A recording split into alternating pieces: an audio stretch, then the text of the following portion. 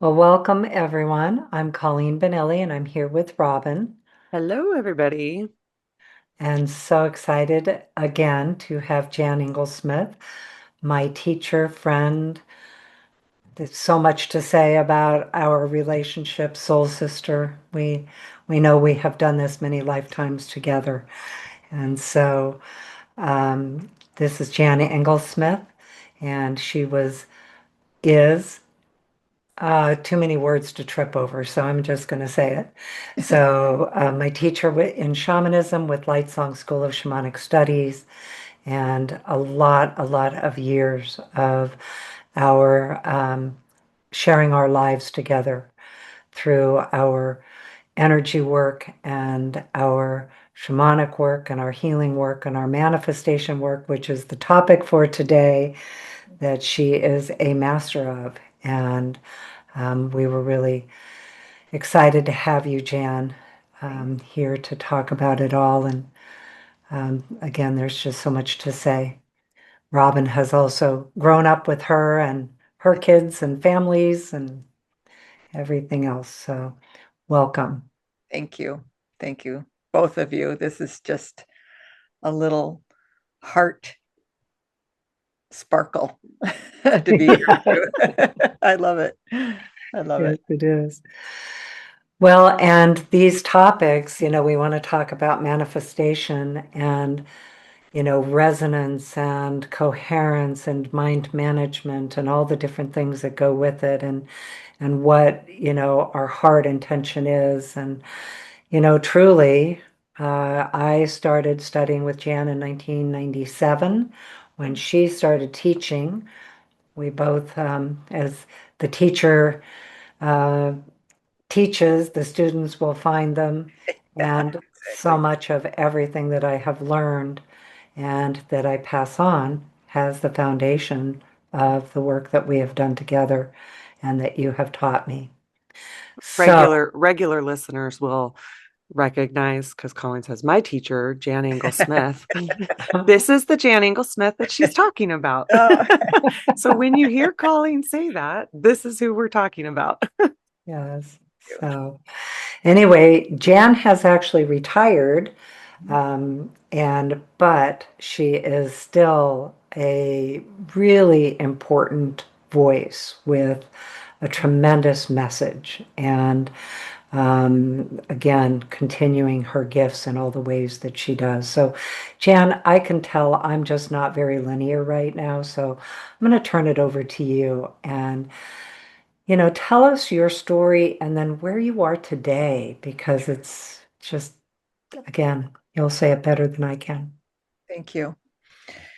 Well, as Colleen mentioned, we go way back. I started my very specific shamanic work in about 92, right in there. And so I was doing things on a personal level, healing level, before I started the school, which Colleen became involved with because she had received healing work. And everybody said, how do you do that? How are you doing this? Teach me. So we started in my basement, which was Yes. kind of fun. And it grew into, one of the leading schools in the United States. And I'm very proud of that lineage. But I also knew that I had to retire. It was that time. My husband had died, and it just felt like I needed to have um, a new life with, learning that to what else am I about besides all of this, which I of course carry in my heart. Then realizing after retirement and really loving it that I still missed the conversations, the people that could track the conversations, because we're definitely the minority in the world.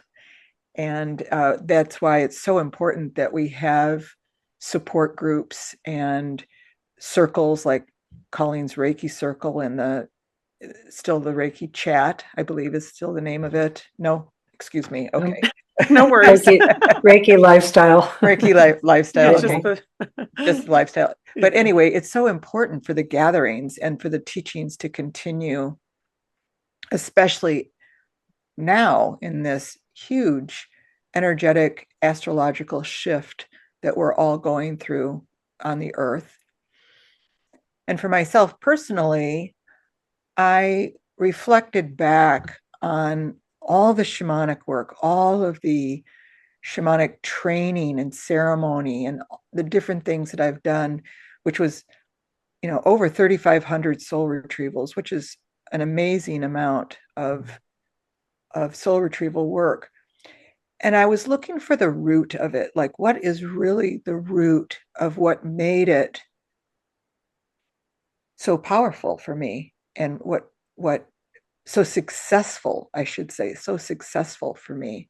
And I realized at the root of it was energy medicine and frequency of vibration, attuning people back to the frequency that could accept back their soul parts, which was a big part of the method that I used. And I know Colleen does it also in a little bit different style, but that's exactly what's going on.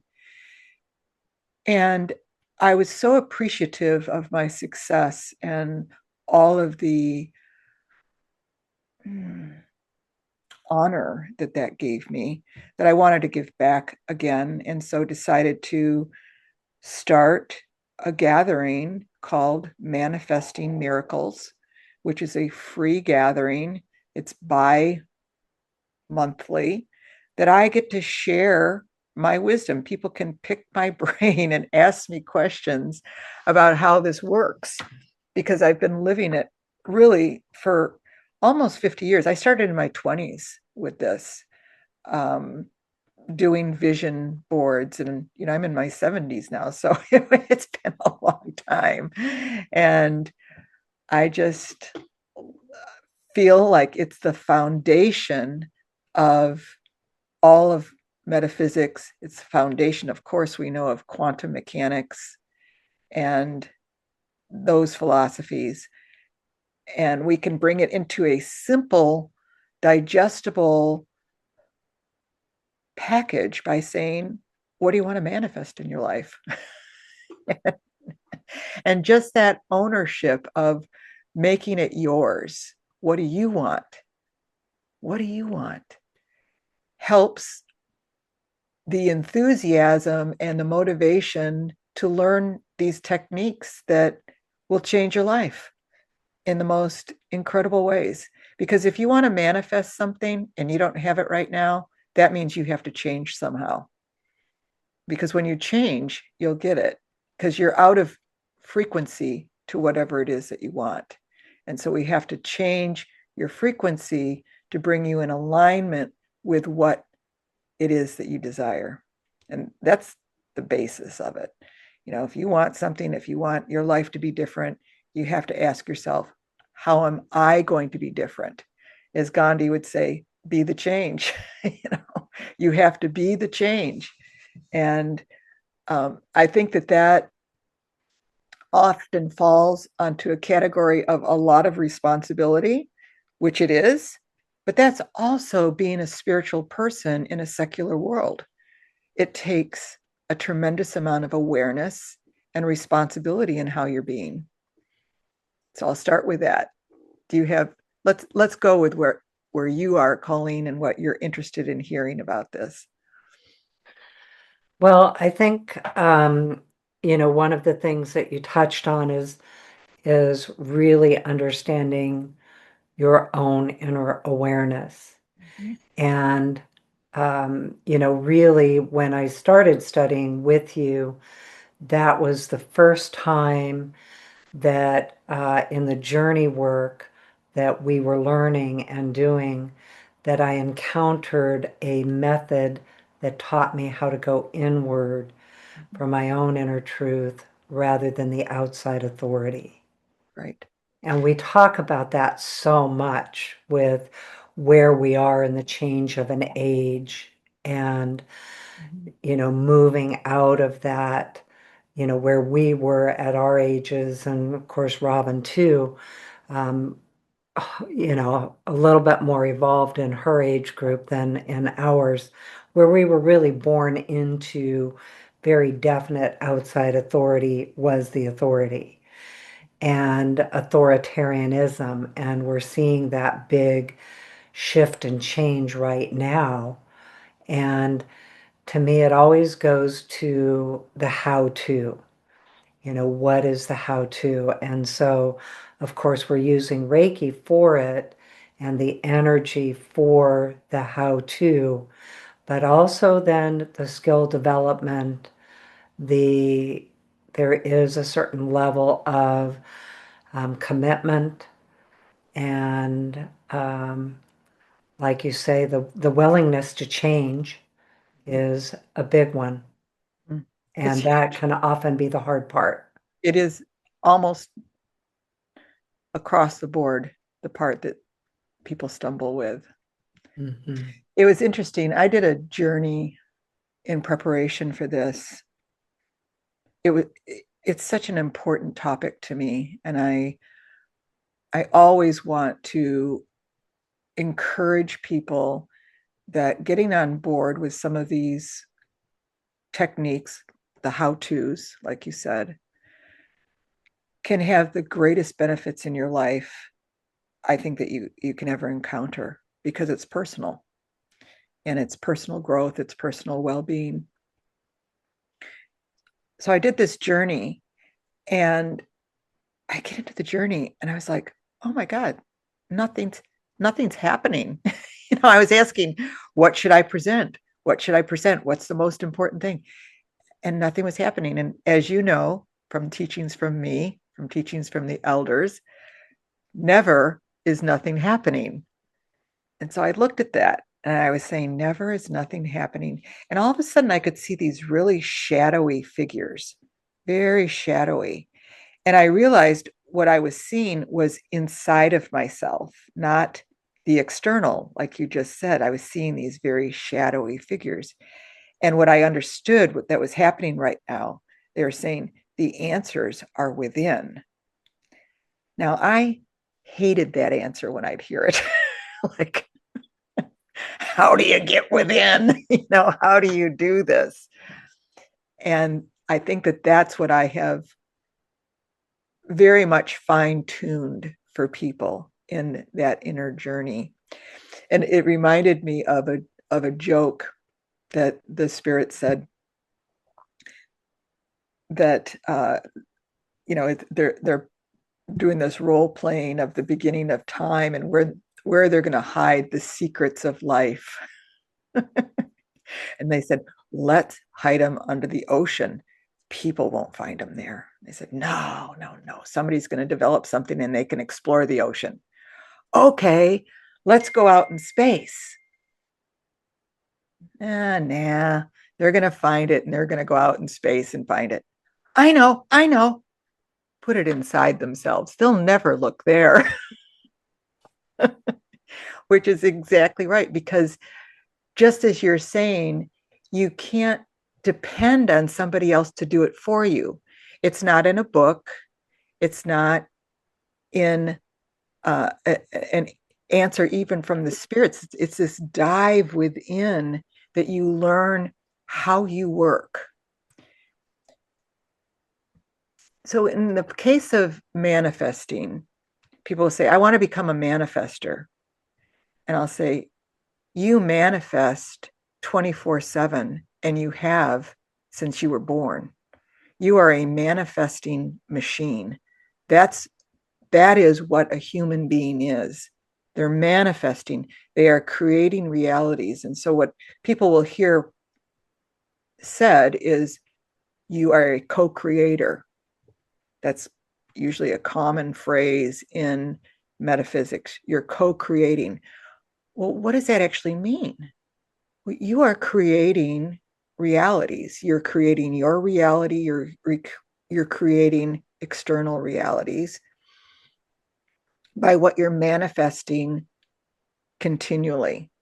And we manifest through the things we say, the things that we think, but mostly what we believe and how we feel.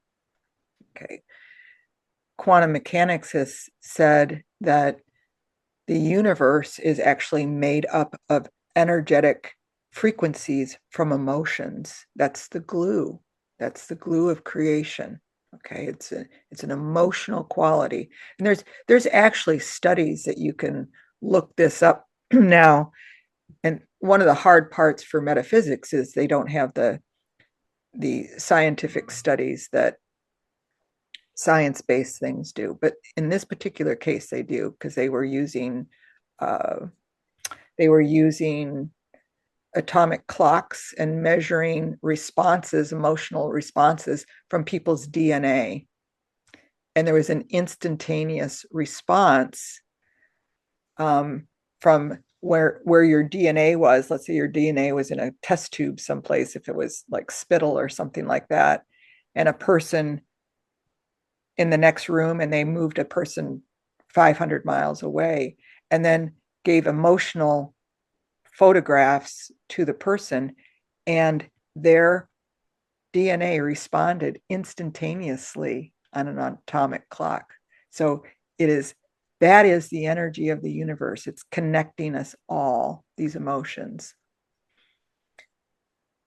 So our emotions are manageable, although we live in a society where they are sloppy and all over the place.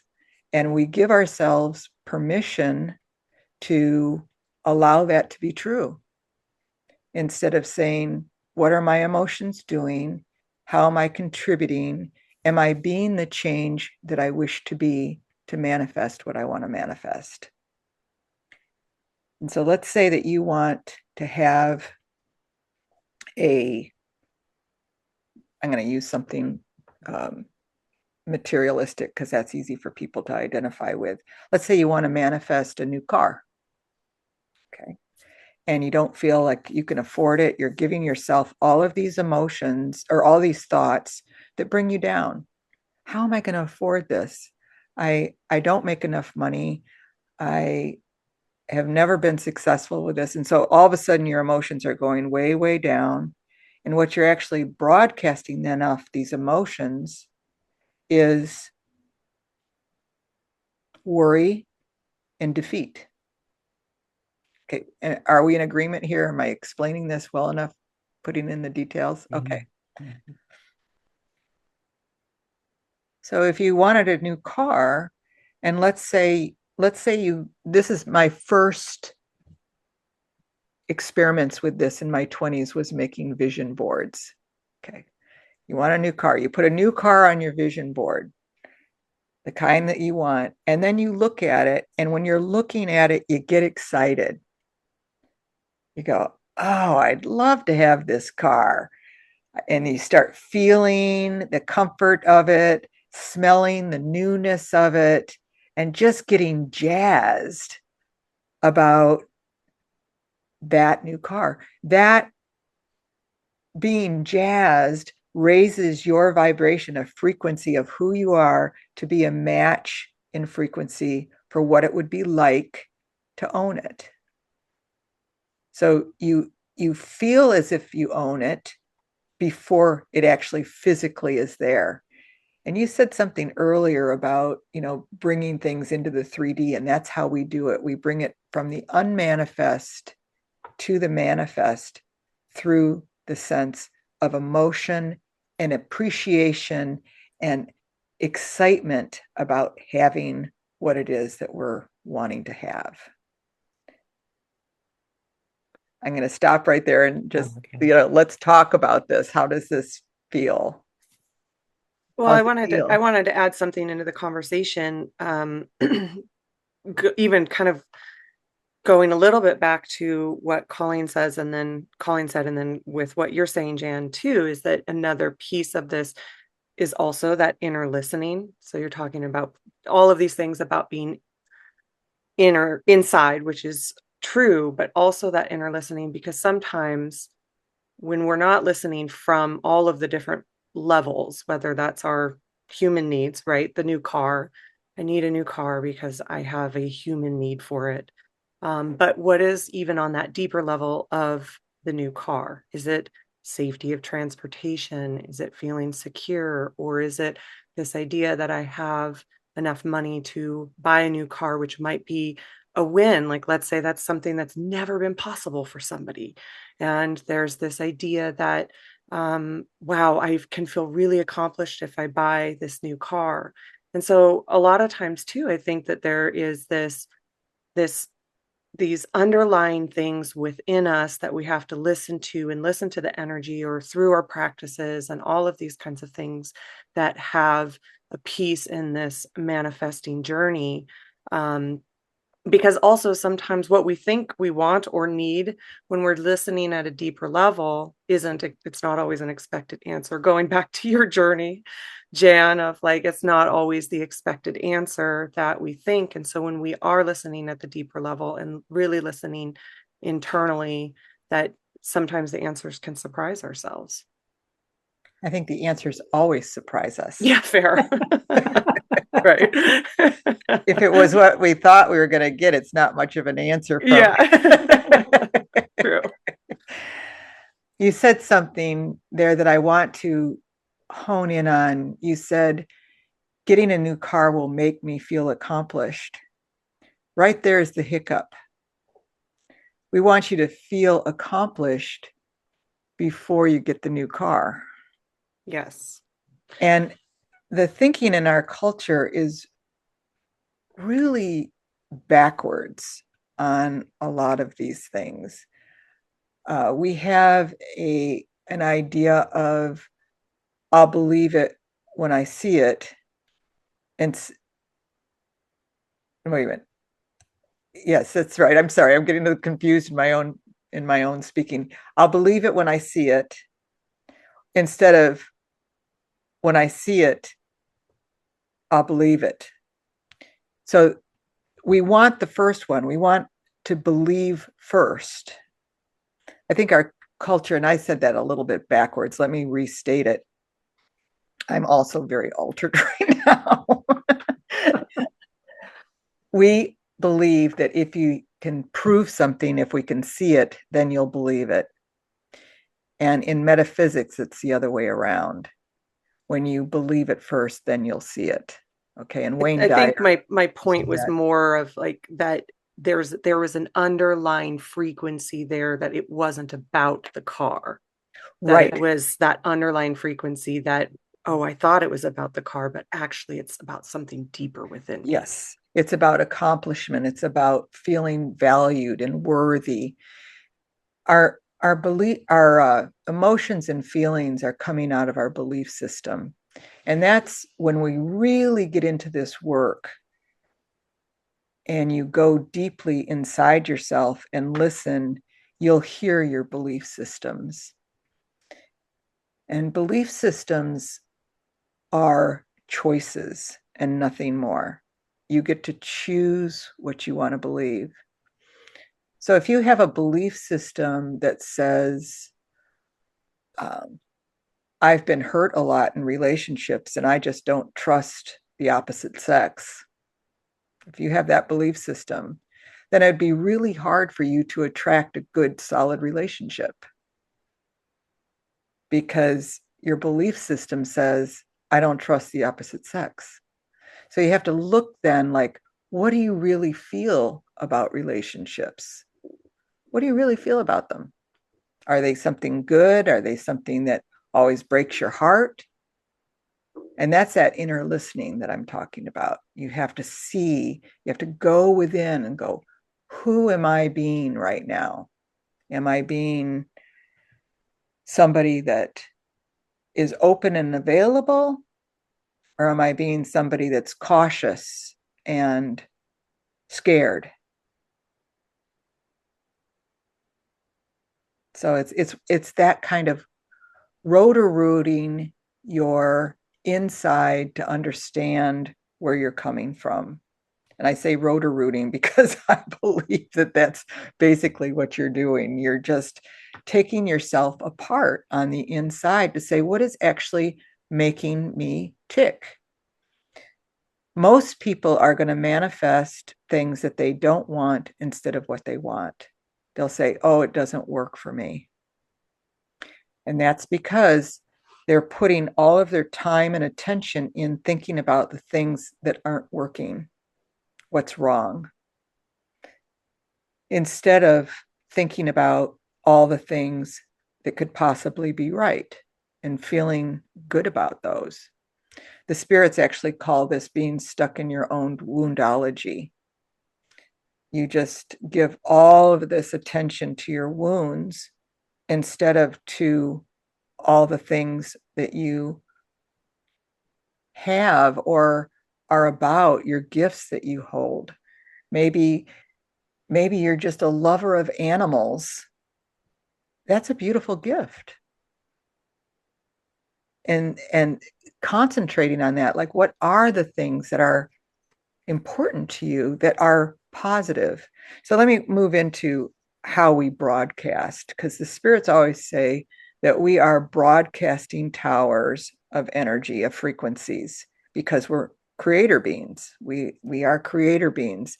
And so you can think of yourself as like a cell tower, and you're broadcasting frequencies. Well, these frequencies are coming off of your chakras.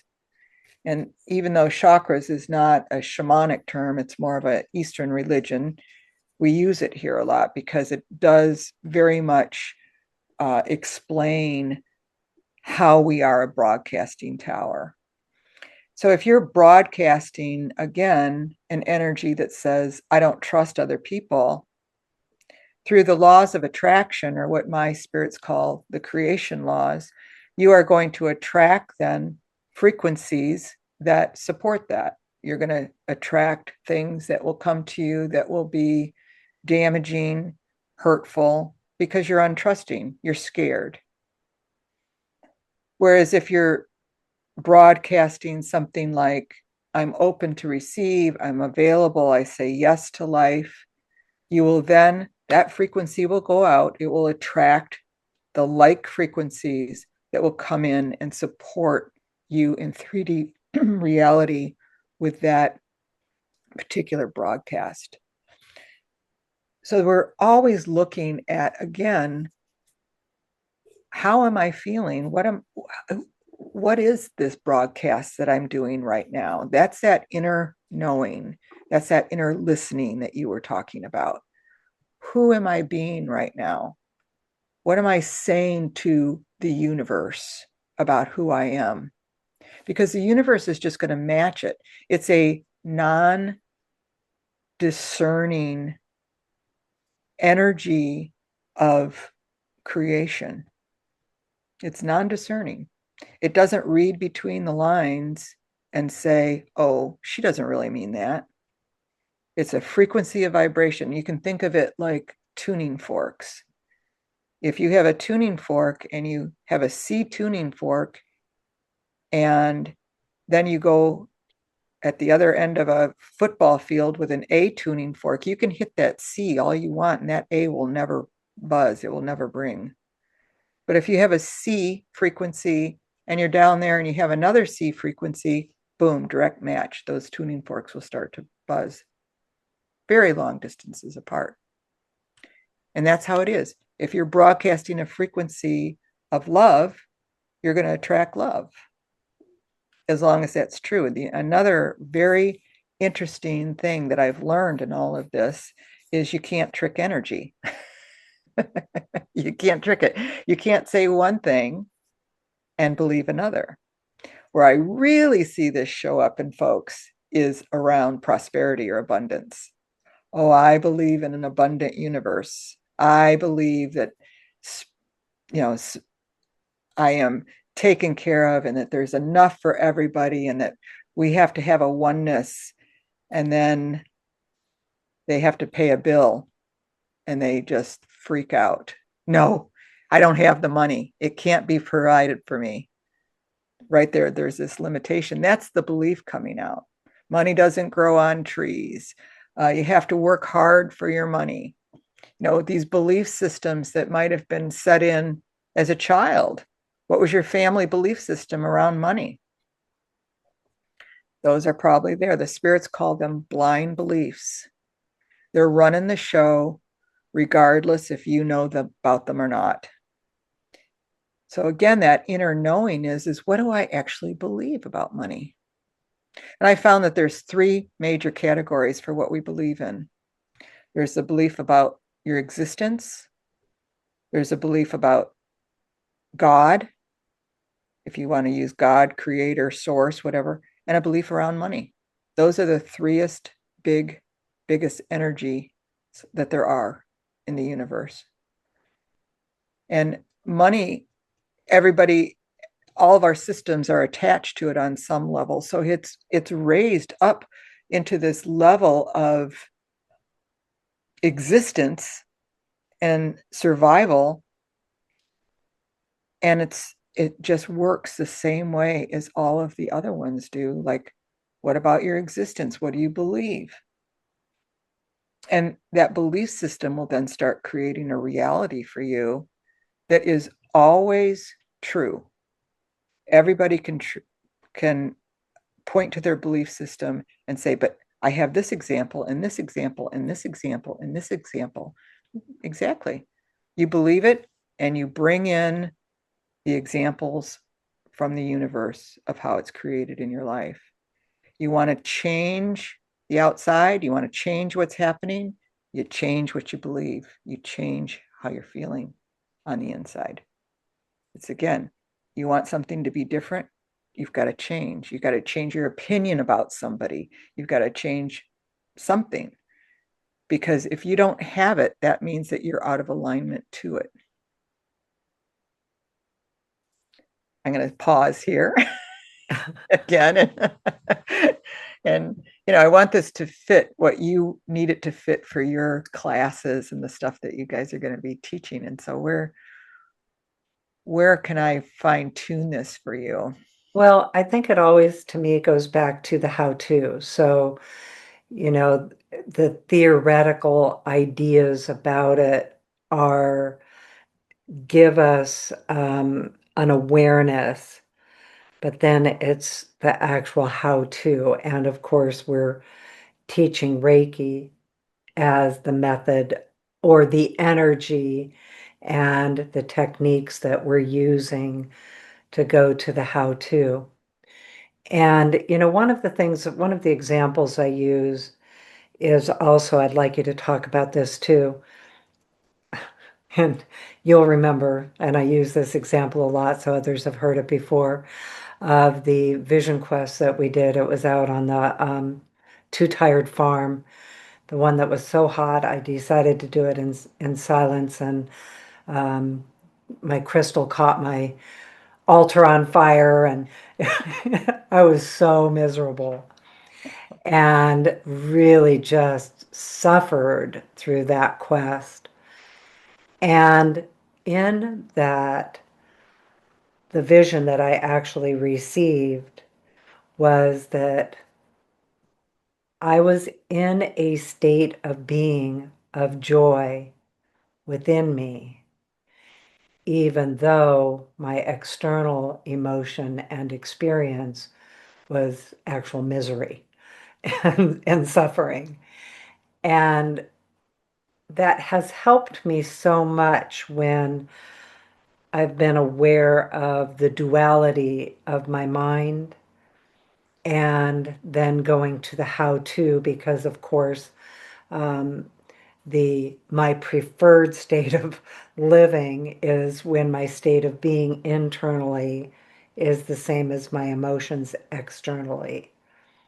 And so I always talk about that with manifestation, because I think that there can be some confusion that, you know, grief blocks manifestation, that you can't have, you know, that it's that trying to be in the perfection of thought in every given moment, or the perfection in emotion in every given moment, and that would block you from the manifestation. So can you talk about um, your viewpoint on that? And before I finish, it was because as you were talking, I was listening to the awareness of at what ages does that change? Because childhood experiences certainly are something that people are born into also.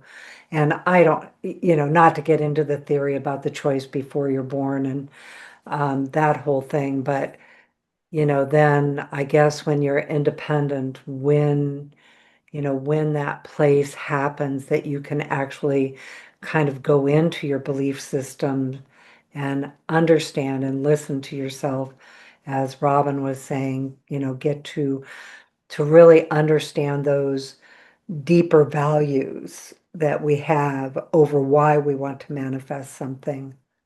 So, I want to just add one quick thing, not even theoretical, but actually, Colleen, we're using Reiki energy as the vehicle, but we are also doing like journeying and stuff. So we're doing guided journeys. So it also goes back to what you were saying, Jan, about like, the how to and like how can we fine tune this. I just want to add that into the conversation that we're actually combining a lot of those different things. And we're, as far as like this product, it's like a guided journey every week. And so that is a part of this conversation too. yeah, the Perfect. actual skill development. Yeah. I get it. And they're excellent questions. I'm going to start off with talking about our conditioning in this society. And you've heard me say this a zillion times, both of you. We are a left brain dominant society. And that means that we try to have logic, cause and effect, sequential ordering in every conversation and every understanding of how things work. All of those aspects are of the left brain, which is what our politics is based on, our religions are based on. It's that prove it method that I was talking about earlier. I'll believe it after I see it, kind of thing. Also in the left brain is your ego. And your ego is a storyteller. It's just a storyteller.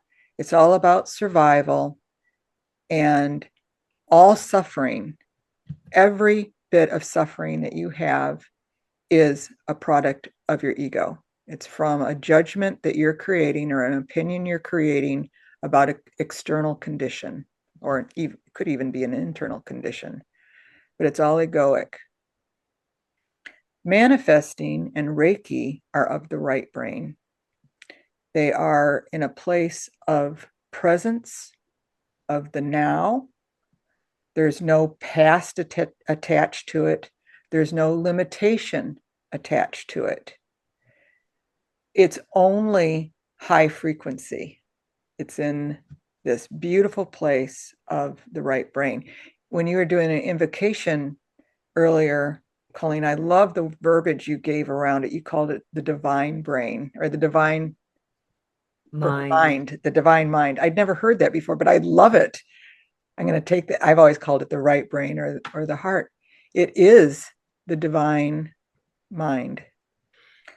Children, we're all born mostly right-brained. We learn through programming at a young age how to become left-brain, because we have to fit into society. You have to learn how to color within the lines and put the round circle in the peg in the round hole, not in the square hole. All these things are conditioning little children to move out of the divine mind, where they see their imaginary friends, they see the magic in sand and in dirt, in a puddle. All of these things are there. So the how-tos that you're talking about, to me, and all the healings that we go through, every ceremony, every treatment that we go through is all happening in the right brain, or the divine mind, as you were saying. And the trick to healing and the trick to manifesting is, how do you take these things that have happened in the right brain or in the divine mind and bring them into 3D reality where you're mostly in your left brain? You're functioning in your world in the left brain, how to drive a car, how to wash a dish, all of these different things. And an important thing to understand is that a human being is 4 systems. You are an energy system first and foremost. You are a soul, an energy system. That is number 1 primary. When that energy system leaves you, you are not animated anymore and you have a corpse on your hands, okay? Because that soul animates you. It comes into this human form and now gives you a movement in life. But you're also a mental system, an emotional system, and a physical system. So healing will take place instantaneously. When you say the Reiki has removed these things, these cords, it has happened instantaneously.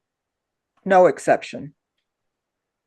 However, as soon as we come out of that right brain and we go back into the left brain, the ego will say, but I remember these cords. I remember the pain. I remember. It's all based in the past. There's no presence to the left brain at all. It's all based in the past or anxiety about the future. So the changes that we need, the how-tos is, how do you inform the left brain, the mental system of you, the emotional system of you, and the physical system of you, which is the densest, about what happened in your healing. Well, we do that in a number of ways. When we come out of a healing, or when we come out of a journey, or when we come out of this intent for what we want to do, we say, well, how would I be mentally, emotionally, if this were true in 3D reality? Well, I might have a different set of friends, or I might be calling people up and telling them about how wonderful things are instead of how bad they are. Or I might change a habit by, which coffee cup do I grab in the morning? We are creatures of habits, and our habits lock us into the old way of being instead of rejoicing in the new way of being. And so that's the how-tos. Basically, you could do it as simple as, the new version of me, the healed version of me, drives to work this way. Or the new version of me drinks my coffee out of this coffee cup. Or the new version of me has my phone plugged in over here instead of where it was.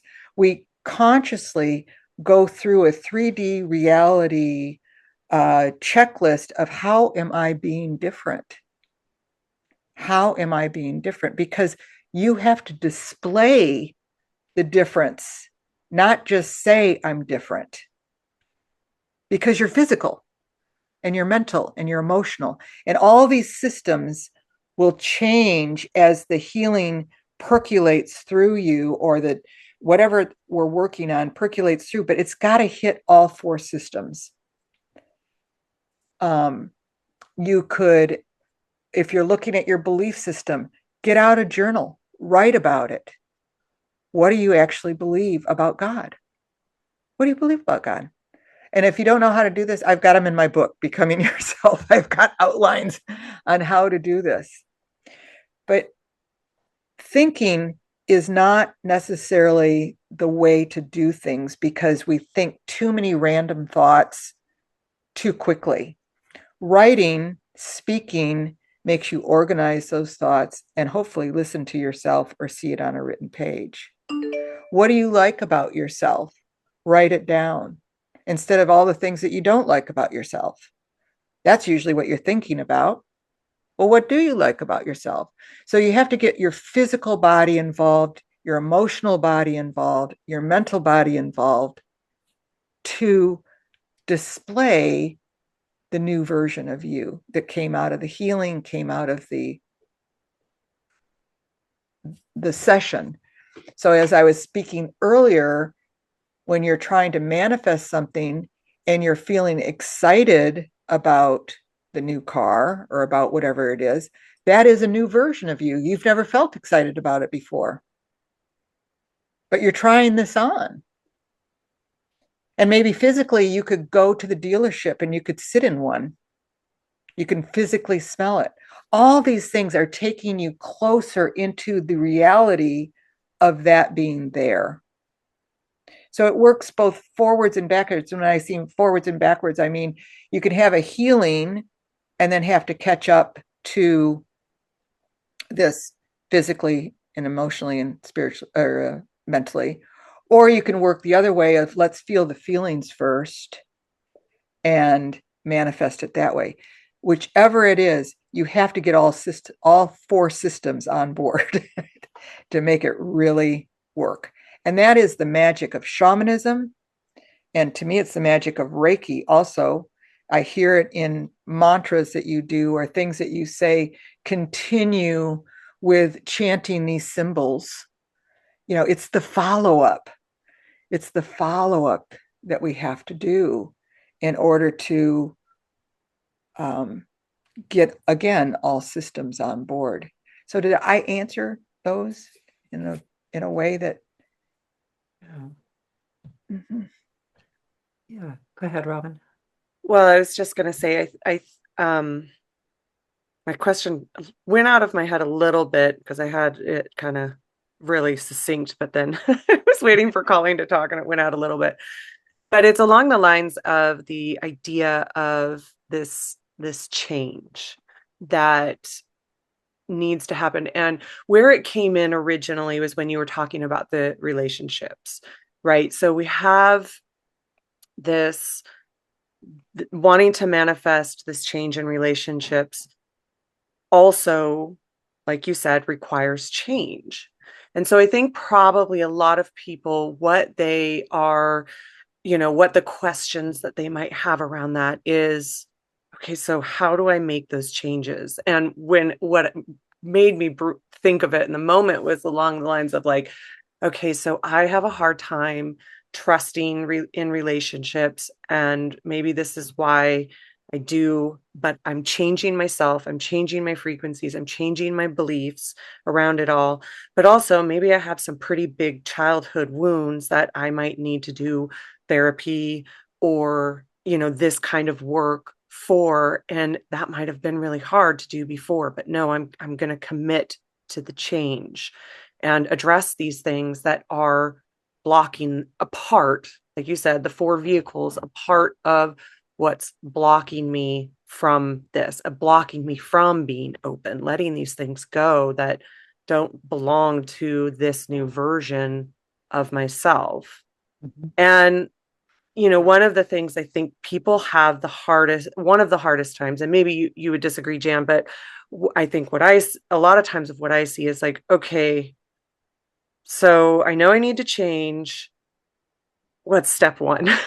And like, how do you listen for that? I know like what we would say is like, a lot of times that's where you lean into the trust of the energy, lean into the trust of that listening, that it's going to also highlight for you, like what's next of like, oh, okay, therapy's highlighting for me. I need to follow that and trust that because the energy, this work is helping me. But maybe you see something different or have a different version of that. So I think that's my question is like, all right, well, what's step one once I'm working on all of this, and how do I change? How do I get there? Like, what's step one and how to find that? Okay. Excellent. First of all, even though I'm a therapist, I wouldn't do therapy unless a person is gifted in an energy version of that. Because going back and just trying to mentally understand it with your left brain is not the answer. Healing of those wounds is is an energetic expression through the heart. It's not a mental understanding. It's not a cognitive thing. Cognitive, you can understand it, but you don't feel any different. It's just it was just an easy yeah, I know. example to throw out there. But I wanted to make that clear because we're talking about energetics. There are three major laws of energy that I think are important, and I'll say them slowly so that people can write them down if they want to. But number one is whatever you add energy to multiplies. So again, as I was saying earlier, if you add a lot of thought to your wounds, it makes it bigger. Okay, just here you go. This is what happened. And now I'm going to talk about it and talk about it and talk about it. All you're doing is making it bigger. You're adding energy to it. What you believe becomes is the second one, which we've talked a lot about. What is your belief system? What you believe becomes, it becomes your reality. And number three, energy follows intention. So I'm going to start with that one. Let's say you say, okay, I want to do this. How am I going to do it? Write your intention. What do you want to create? I want to create trusting relationships. Okay. What do you believe then? That's your intention. Write it down. Write it down on a piece of paper. It's like signing a contract with the universe, write it down. What do I actually believe about relationships? Well, I believe that I've gotten hurt in relationships. I believe that people are not trustworthy. I believe that even when your heart is into it, it can still rip it out. What's your response to that belief system, Robyn? Just hearing those words, what does it feel like? Well, I mean, I think pretty straightforward as far as how you would expect me to, have the response to it. Yeah, it's just, ouch. Mm-hmm. Ouch. That hurts. So I'm looking at that belief system and I'm going, well, this isn't going to work. This belief system is not going to get me where I want to go. So whatever you add energy to multiplies. Well, what's your ideal belief system? What would you like to believe about relationships?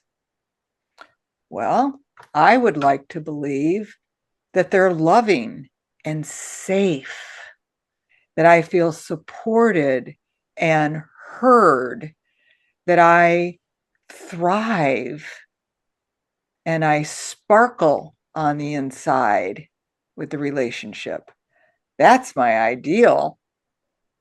How's that feel, Robyn? Well, yeah, obviously great. Obviously great. But do you feel the shift just in the words? Yeah, of course. Yeah, because the words are energy and they're either supporting what you want or harming what you want, not going to get you there. So you write down your ideal relationship. And then you spend time adding energy to it. So for me, that would be in the form of a journey. I would go into a journey into my right side of my brain, and I would envision this relationship just being everything that I want it to be. And I'd be adding a lot of energy to that. If you're using Reiki, you can do the same thing. The Reiki will take you into the right side of the brain, and you would be using the symbols to enhance and endorse, but you're still going through this visualization of you in this beautiful relationship. Then you might take a picture of somebody that you're trying to work this with and put it on your altar. And every time you go by that physically and mentally, you're saying, oh, I love this guy. I love this woman or whoever it is. They are just incredible partners. And if you don't have one, if you're wanting a relationship, you do it with an inert picture of somebody that looks appealing to you. But the point being is you're adding energy to what you want instead of what not having it is about. And the more you do that, whatever you add energy to multiplies, and what you believe becomes. You're endorsing the new belief system. Even in the all manifestation comes from the unknown, comes from the unmanifest. It comes from the ethers. Every invention ever made was an idea that somebody got and then put action to it, okay, and created it in 3D. So it's the same thing. You have this idea, you have this visualization, and now you're putting energy to it and you're creating it. And it literally, I actually see it as adding volume, mass, density to a concept that then just drops down here into 3D reality. It manifests for you. And it can, am I making sense? Mm-hmm. Those are step by steps. What do you want? Write it down. In Manifesting Miracles, I say, what's your bucket list? What's your bucket list? You have one? Or are you just saying, I don't have anything? I don't have anything. Well, what's your bucket list? And how are we going to add energy to that bucket list through the steps that I just talked about or more? But getting into that right brain, getting into the field of all possibilities, of all the magic, of all of the glory and wonder and beauty of that. And then declaring yourself, I'm this new version. I'm spending my time doing this now in my life. Oh, and the new version of me in this great relationship, I do things this way. I drive to work this way. You live in this altered reality until that altered reality becomes the physical reality, because you've gotten your spirit, your emotions, your mental, and your physical body all on board. That is the complexity about being human. That is the gift about being human. And that's why humans, in my version, are one of the most advanced systems in the universes. Because we have the emotional component that allows us to be manifestors. And we got to get that emotional component on board, and that's knowing thyself. What are you doing and why are you doing it?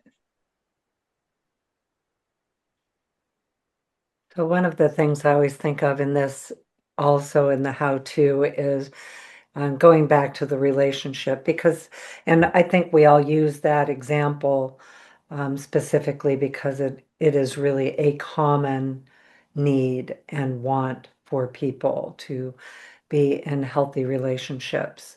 And particularly right now where things are so divisive. So whether that is, with a lover, or that is with a friendship, or whatever the relationship is, or a family member, that I have also really seen that going into who you are in that situation, envisioning it, dreaming it, seeing yourself. A lot of times, and again, using relationship as an example, people put their attention who the other person is going to be, where it's actually put your attention to who you will be in that relationship. Or I think another good example that many people maybe really will relate to is winning the lottery, for instance. You think about, oh, if I win the lottery, who I get to be if I have all that money. And I know so many people talk about, well, the whole list of the places that you'll share it with. Who are you going to share it with? And it sparkles that who I get to be in those circumstances, and the daydreams about that. And then the other thing that I will bring up, because when I think we get into the story that blocks us, The left brain. yeah, finding the tools that work to recognize it. So I know for myself, because, for anybody listening, I am not enlightened yet. So I definitely can have my stories running through my head just like anybody else. And now what I would say the difference is that I have a greater ability to recognize the story, and then the actual tools that I use. And I'll tell you, one of the simplest tools I use is, number one, I don't have to think about that right now, Mhm. and just change what I'm thinking about. And I am sure that I learned this in some of the training with you, of Mhm. actually writing down what I would rather think about. So have a list of maybe 10 things that I'm going to change my mind to think about. So it's a predetermined list. So I don't have to, in the moment of the story, go into, well, what would I think about instead? I have a list of the things I would rather think about. And so I think that that's part of it, is, um, that recognizing. And then the other piece I think I'd like to bring up too, that Robyn was talking about, that value underneath what you want to manifest, that I would like to bring up, that it's not always about something material. Mm. It can often be, I had a session with somebody the other day that their purpose is to notice beauty, and that they actually add to the frequencies, the consciousness of beauty, by noticing beauty, but you can lose track of that, right? Mhm. There's no real teaching other than this kind of teaching of the value for noticing something, like taking that split second to see, oh, look how beautiful that is. Mhm. And also noticing that beauty comes in more forms than just nature. It could be in something you see right in front of you in your home right now, or a person, or a sound you might hear. And so, in the idea of manifestation, there's dream work too, of dreaming who you want to be.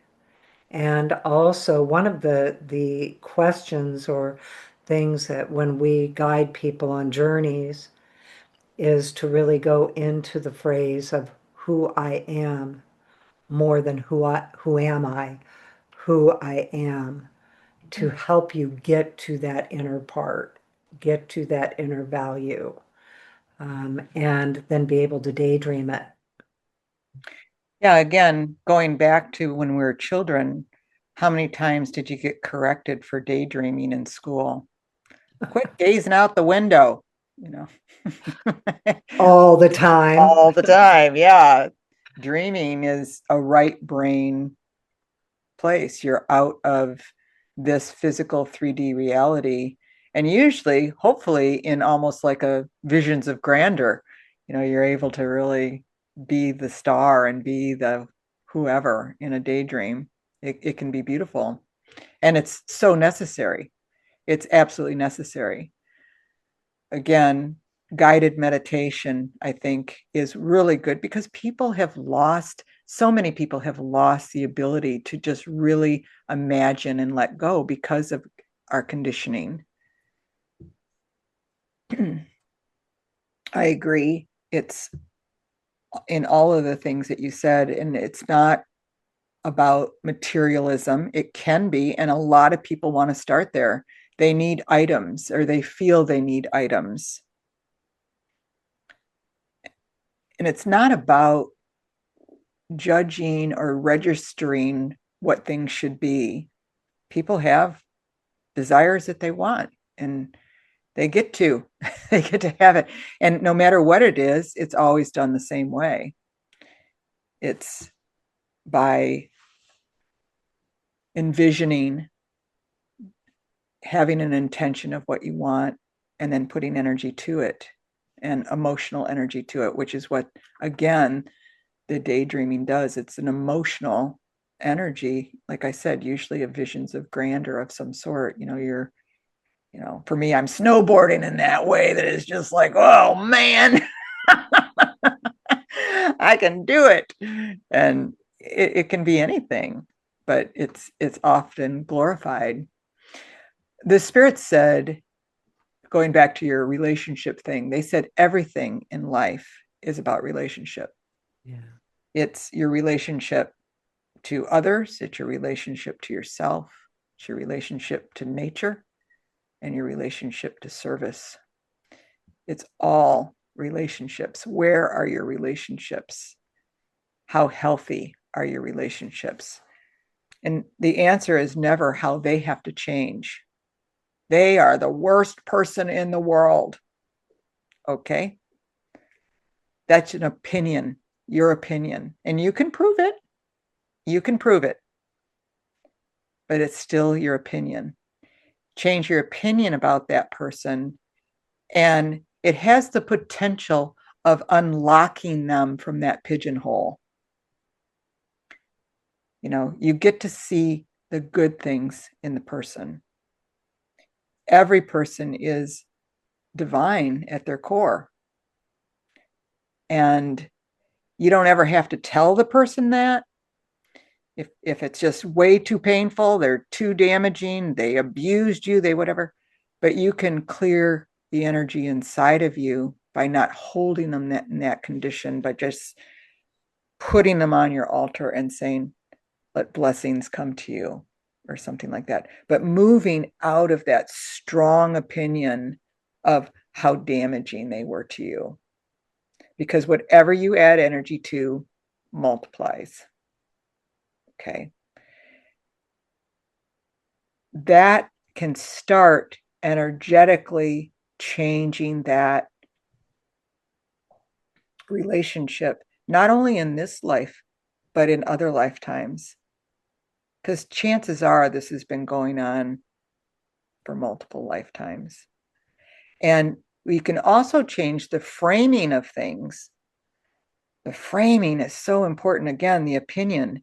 This person provided me an opportunity to really work on my purpose, whatever that purpose is, to understand. I keep praying for unconditional love. Oh, you do you? Well, here's an opportunity. Can you unconditionally love this person? The spirits will say there is no challenge in life. It's just all opportunities to get you where you say you want to go. Now, that's a big refrain for a lot of people, a big one.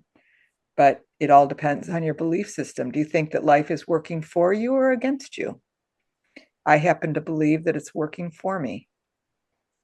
That it's always helping me move to the place that I ultimately want to be in life. And that's without exception. Again, if you believe in an abundant universe, then you have to believe that you're going to be taken care of financially, because that's part of abundance. And so, again, what is your belief system? And there's no right or wrong belief system. There's no right or wrong belief system. But your belief system will determine how things are going to be attracted to you.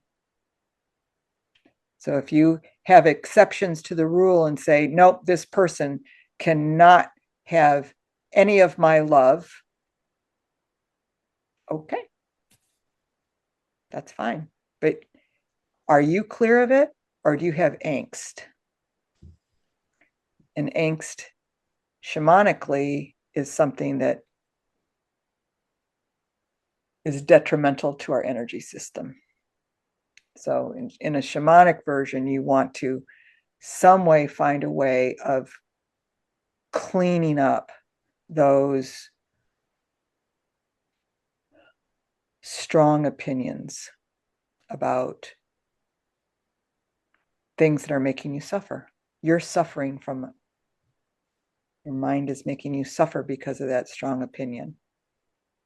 And so how can you move away from that into the universal divine mind that you spoke so beautifully of, where that angst doesn't exist, and put that person there? They're an opportunity. Thank you for that. I choose not to have you in my life, but thank you for that. You can put parameters around it. There's no right or wrong.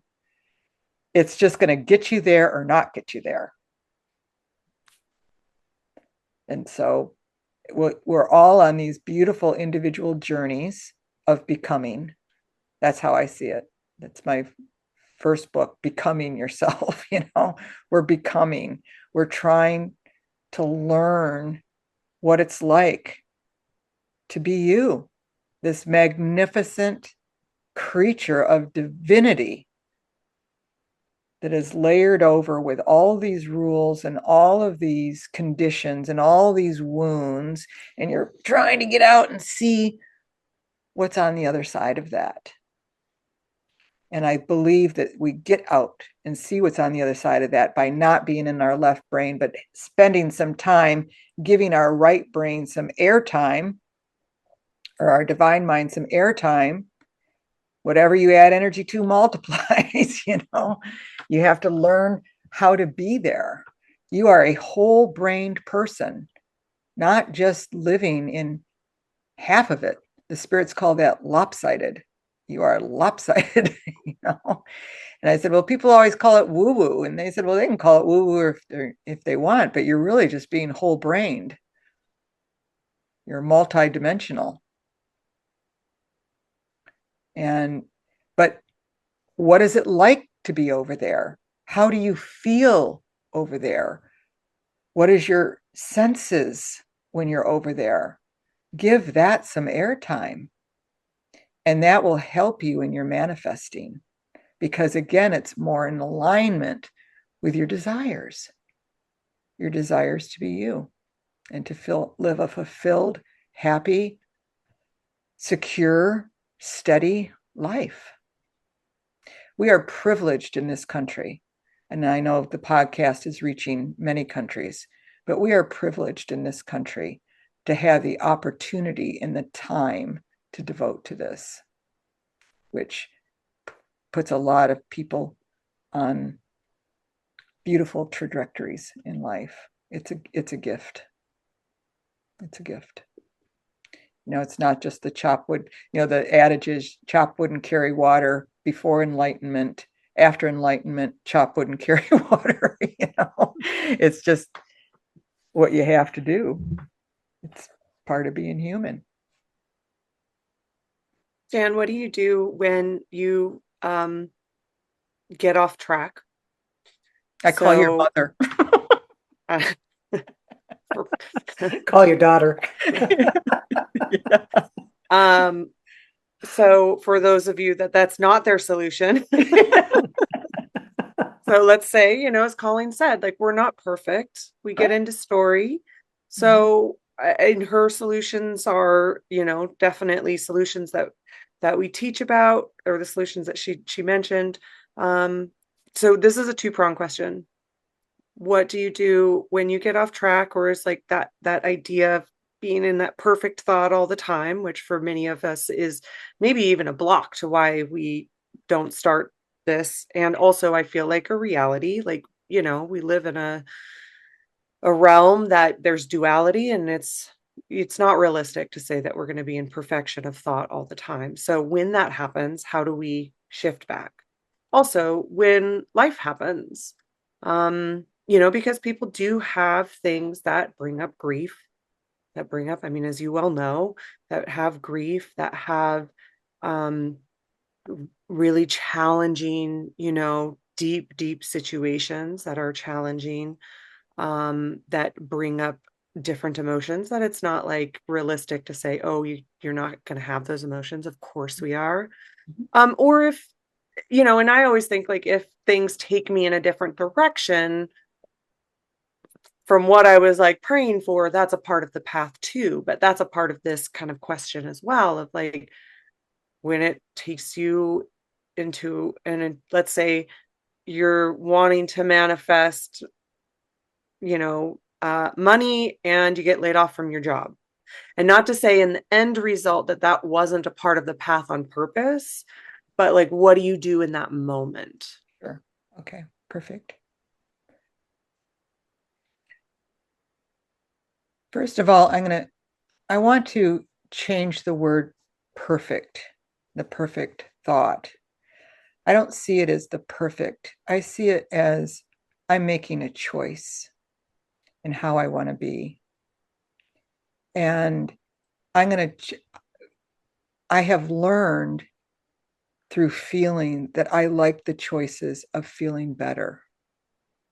Okay. To me, it's not perfect, but it's a choice, because I think perfect again throws it into this realm of performance and a have to instead of a get to. Like I have to be it this way in order for this to be successful. And I don't believe that. I get to be a certain way that I'm seeing success with. Okay. Your mom mentioned, or Colleen mentioned, a phrase that she would say to stop her mind chatter. Mine is much more simple than an explanation. I'll think about that later. And I literally put my finger on my third eye and I say, cancel, cancel, cancel. As soon as I do that, and I do it in all kinds of situations, there's a moment of absolute peace right there, because I have just instructed my brain, my left ego, to stop what it's doing. People are not their ego, even though the ego has tried to take over the ship. Okay. And I think a lot of living well is realizing that you're a divine being and the ego is just a tool that you can use productively. It's not who you are. When I find myself, and I have gone through some pretty tough times just recently, that to say it's taken me down to the quick would be an understatement. Okay, it's been tough. But that's what I do.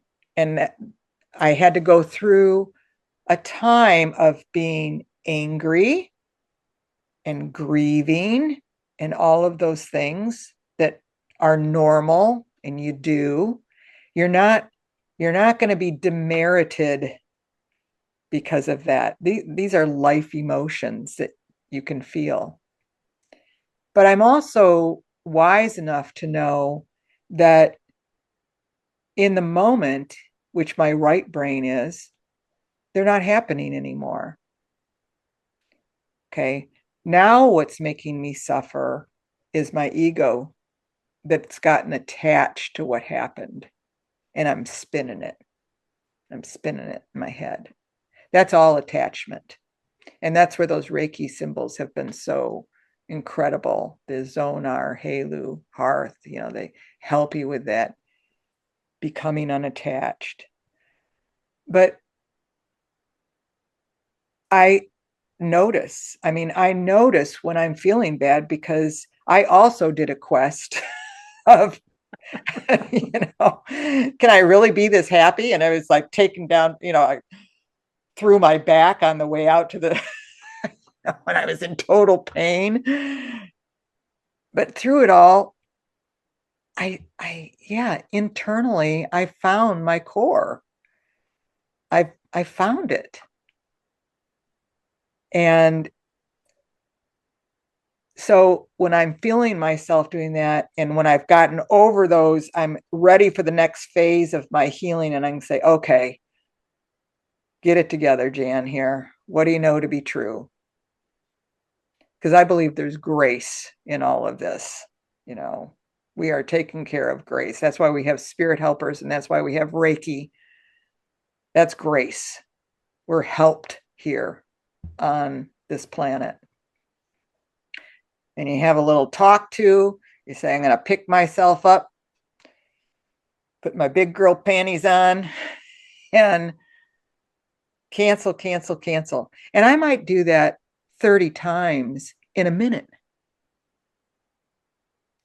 But I am taking control of who I am, not from an egoic place, but from a divine being place. Like, this is not expressing what I want in life. Cancel, cancel, cancel. Another way of doing it is to take a nap. And again, it shuts up the ego. You go into the right brain.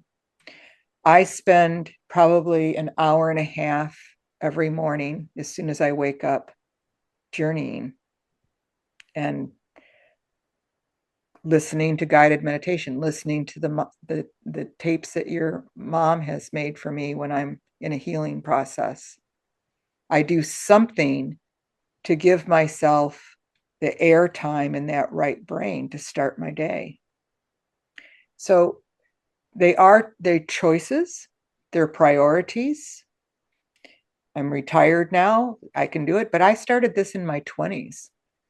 And then when I had 3 babies at the same time, I still did it. I got up earlier. It's just been a priority because I knew for myself that this is how I wanted to live my life. And I wanted to live it in a place of wellness. And to me, what wellness was to be mentally astute and aware, emotionally stable, physically strong and healthy, and spiritually aware. And so I would work on those things every day. It's a lifestyle. It's a lifestyle. And I'm sure there's many other ways of doing it. You can go around the world and see how people live. But another thing that I was very aware of in my life is I said, I can do both. I can be a spiritual leader and I can be a wife and a mother also. I'm going to live in the 21st century and bring this through. And how do I do that? That's my intention. How do I do it? Well, I do it by spending time in the right brain, imagining and manifesting the things that I ultimately desire. And I feel like I've done a good job with it. You know, I've learned how to do it. And do I fail at times? Not really fail, but I falter. Gosh, yeah, life is life. But it really depends. It's not so much making the world be different. It's how are you going to respond? Well, this is an opportunity for me. And I often will take a look at what have I been praying for? Oh, interesting. I was praying for a new job and I got fired. Imagine that. What have you been praying for? What have you been asking for? Where have you been unhappy and wanting things to change and then didn't do anything about it? So it's all a big magical smorgasbord of possibilities. And to me, the trick isn't to get caught in the doom and gloom. But I think most of the people probably listening to this podcast have got some sort of training under their belt, even if it's just reading or listening to the podcast. What are the tools? What have you heard? And all the amazing things that you guys have talked about on these things. Apply it. Well, let's apply it. What's your intention? Let's apply it. So I hope that answers. Mm-hmm. I'm laughing a little bit because with my basement flooding, my office, I thought the same thing. I had been saying Basement. that I need to, and not just saying, but also like really on a deep level, I need to clean my office. And so I knew as soon as it happened, it's like It got washed out. it's being dismembered and remembered. So Yep. I totally knew. I've been saying it. So. And then the good side of that is you get a brand new basement. And in addition, in the ripple effect, your dad and your husband get to tear it apart, which they are loving. Yeah.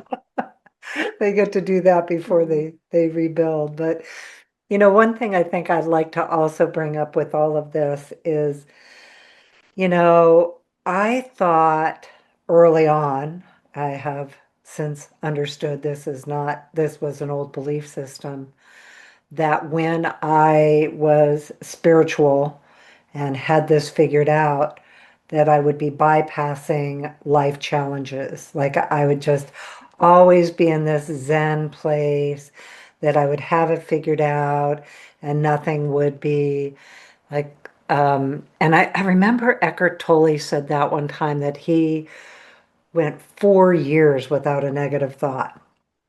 And that to me just seemed like, That was after no. his awakening. Yeah, he was also on the street panhandling because Yeah. nobody could understand him because I'm in love. Everything's about love. And I'm not kidding. I mean, he did go through that phase. Exactly. And so that's what I came to realize through all of it. I am here on this earth. The earth is a duality, a place of duality, a place of choice, free will, co-creation, and I have a duality of consciousness. I am not out of a duality of consciousness yet. Maybe that will happen in this lifetime. I don't even know if truthfully if that's my goal. Um, yeah, kind of is. But anyway, I've just come to realize that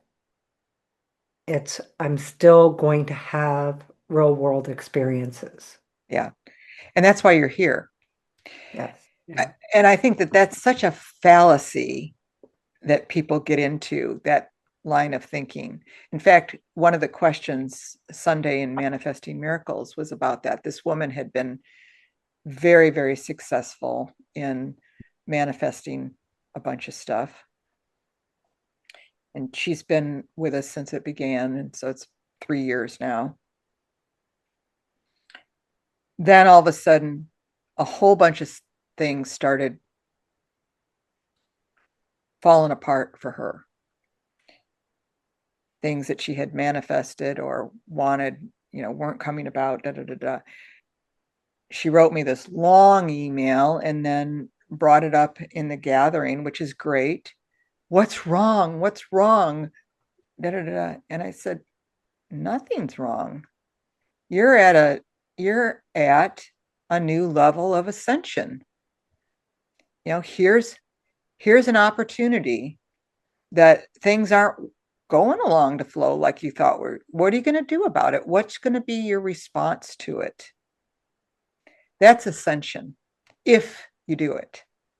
That's the difference between going around in a circle on the medicine wheel and then going up a notch. Meaning when those tough times come, which they always do. This is life. This is the training ground. We're here to become. We are all on a mission of enlightenment. All of us, every one of us.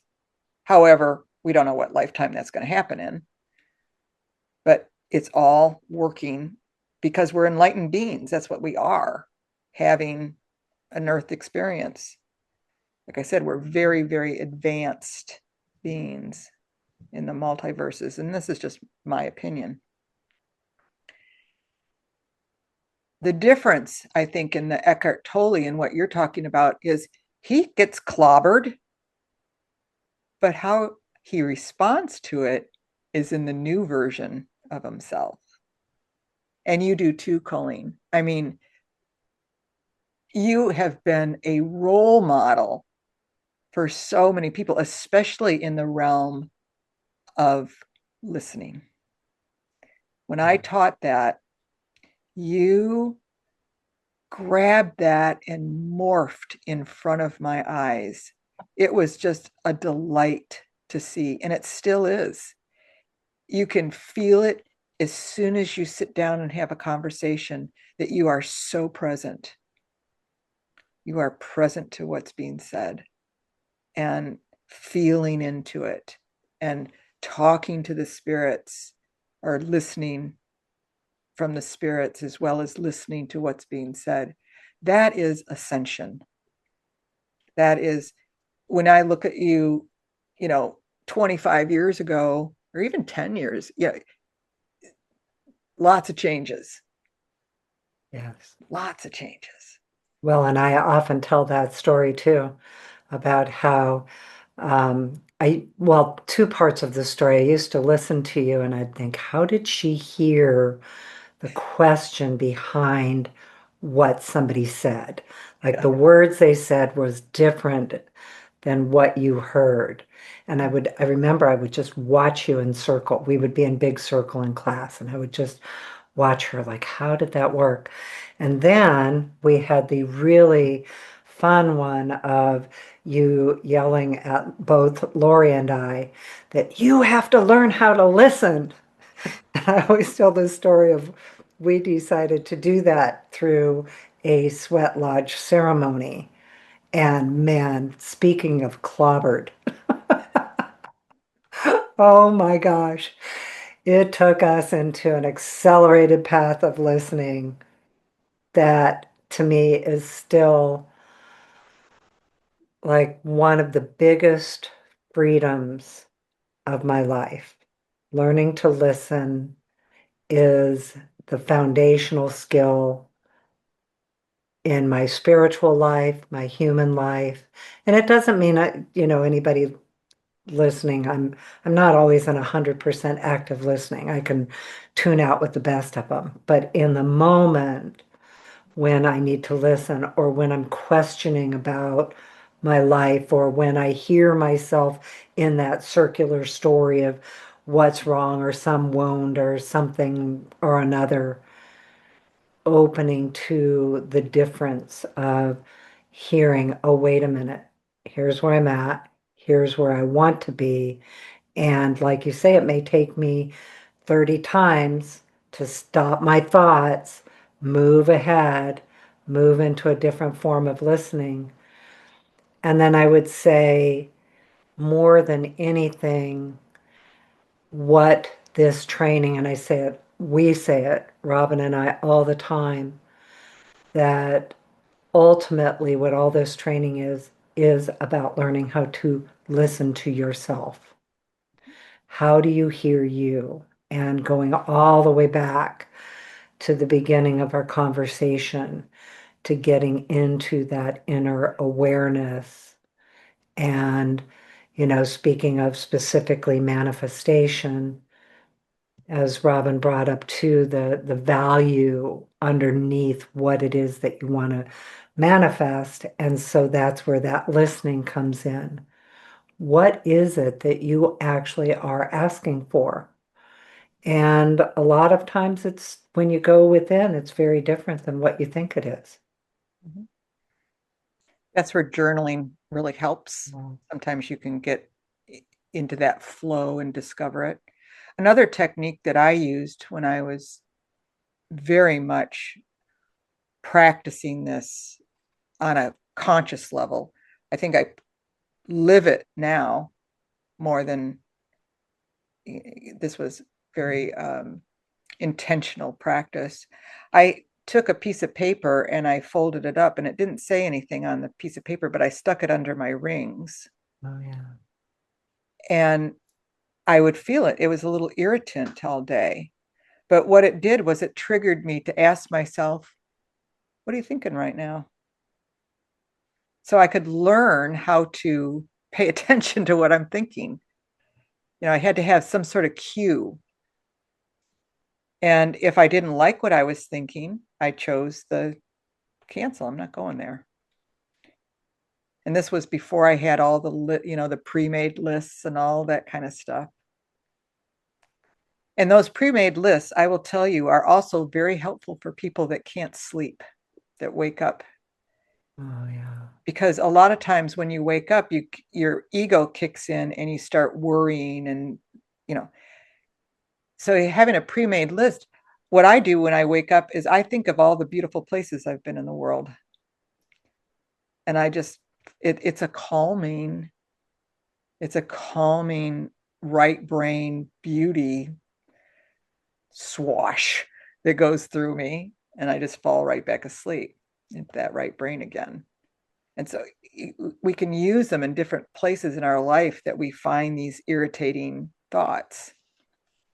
But that's how I did my active practice, was just having that underneath my ring, and it just brought awareness. What are you thinking right now?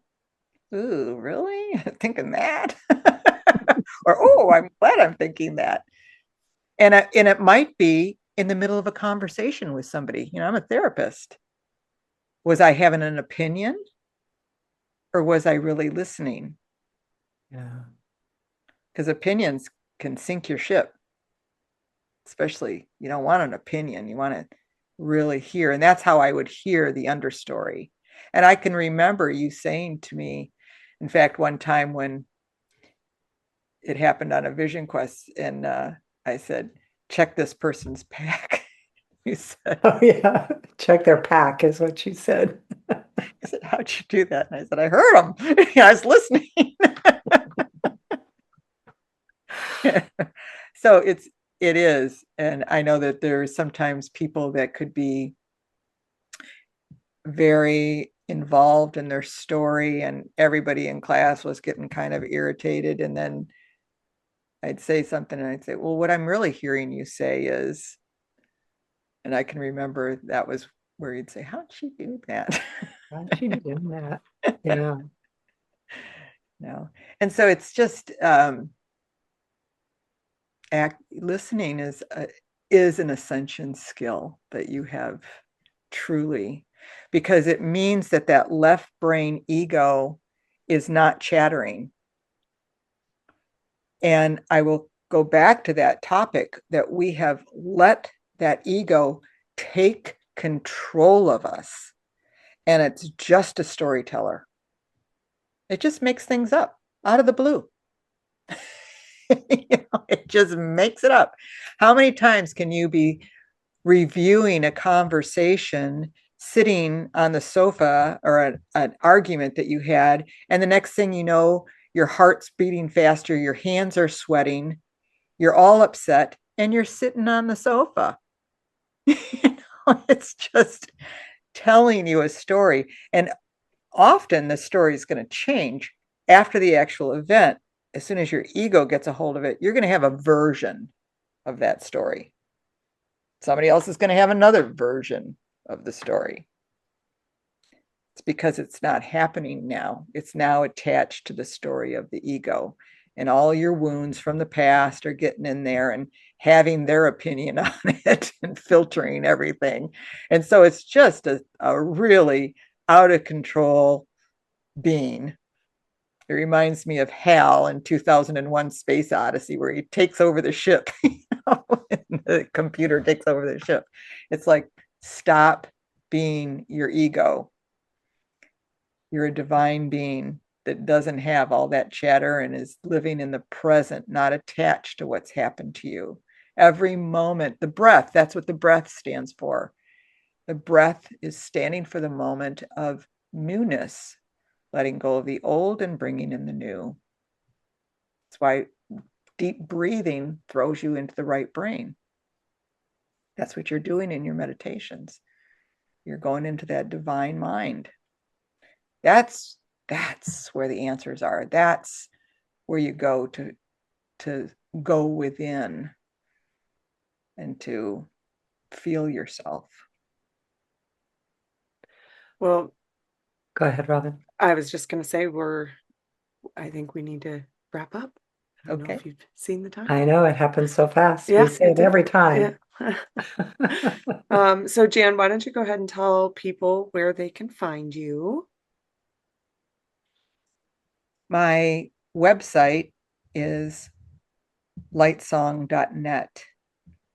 And on the front page of the website will be a button that you can click and you can sign up for Manifesting Miracles if you're interested in that. This is a free service that I offer. We meet every other week, and you can bring questions, you can bring things that you are struggling with or delights that you've had success with, but it provides that community of like-minded people that are interested in manifesting things that they want in their life, as well as going through the tricks of the trade, the things that I've learned along the way. That I've shared a few things, but we've been going on for 3 years, and I think there's always something new that I'm learning. I get to learn something every time we do it. So that's the best way. You can also email me, jan@lightsong.net. LightSong is the name of my business. It's the website as well as my email address. I'm happy to field questions. I usually, if you are needing healing, that usually goes out to a practitioner's list because I am retired, but I like to keep my toe in the beautiful cosmic soup. In the energetic fields. In the energetic fields. And I love to help people. One of the things that I would say about myself that is probably the primary thing is that I'm a results-oriented person. I don't do things randomly. I do things because they work and they're helpful, and it has success attached to it.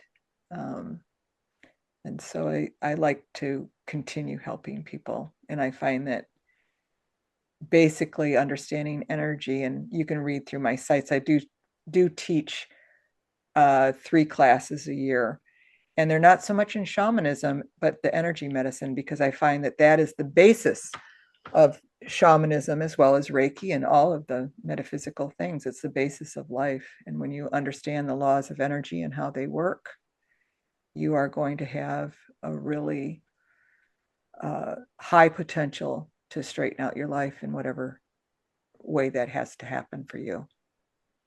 Yeah. So. And share just the name of your podcast too. Oh, sure. It's LightSong, 21st Century Shamanism and Energy Medicine. And it's on all the platforms of, Spotify and iTunes and all that kind of stuff. I post one a week, and there are literally hundreds of them on there. I've written 2 books and have several guided meditations to help you change your internal energy system, your broadcast, and you can find that on my website under shop, I think it is. And but yeah, I'd love to help if you need anything. So thank you for this opportunity. It's always good to talk shop. Yeah. Always. Well, and thank you. as course, all of that will be in the description. So you will have all of her links, of course, and all of that kind of thing in the description. She is on Facebook a bit too, has some groups, but all of that you can find at lightsong.net. So also want to just say that you can find us, Colleen and Robyn Benelli, at ReikiLifestyle.com, because this is going to be a collaborative episode. So you can find us at ReikiLifestyle.com, and then our social is Reiki Lifestyle Official. We're mostly active on Instagram, but we have Facebook too, and also a YouTube where all of our episodes are published. And then on our podcast channel, Reiki Lifestyle, all of our episodes are published. So whether you like to listen or watch, that's where you can find us.